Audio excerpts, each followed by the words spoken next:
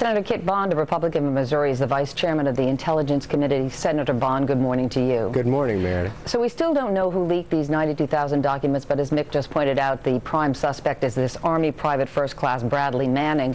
A lot of people this morning are wondering if it is him. How does this 22-year-old low-level intelligence agent get his hands on this classified material, and what does that say about our nation's security apparatus? First, I think it's appalling that anybody, particularly in the Pentagon, would leak as much classified information as apparently leaked, and in knowing that it may put our troops, our allies at risk and impair our national security. Now, it seems like a private first class would not ordinarily have access or the ability to get to so many documents. I think the Pentagon is going to have to do a very thorough investigation, determine who is responsible, and prosecute that person. Leaks are not going to stop until we see somebody in an orange jumpsuit. Well, the website that released these documents, WikiLeaks, says that it is sitting on 15,000 more documents. Is there any way to prevent those from being released? Well, I think you'd have to depend upon the good judgment of journalistic judgment, and I'm not counting on that.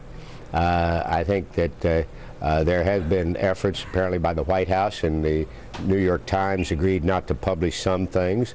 I think responsible media would want to know that they are not compromising the lives and the security of our troops and those of us at home. But we know from past leaks, and the 9/11 Commission cited them as being very dangerous. And when I interviewed Mike Hayden for the position of CIA director right after the leak of the President's terror surveillance program, I asked him how bad it was, how bad the damage was. He said, we're now only capturing the dumb terrorists. Well, do you see anything in these documents, sir, that would possibly put our troops at risk? I haven't reviewed all the documents, far from it, but we do have the statement by the National Security Director in the White House that these leaks do threaten the security of our troops, our allies, and our nation at home. This is not apparently so far at the same level of disclosing the President's intercept of electronic communications that was very effective in protecting us after 9/11 and was completely blown by the New York Times disclosure of that information, cutting off a significant amount of information we used to be able to get. But I thought the Pentagon had said that they were more concerned with the scope of the documents than they were the contents, that there were so many, but not the...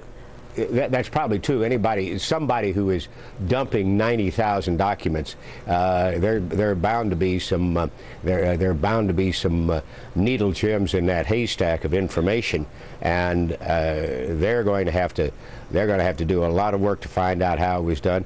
But more important, there has been a culture in Washington. It's almost a parlor sport of leaking classified information, either to get back at somebody, to affect policy, or just for self-gratification.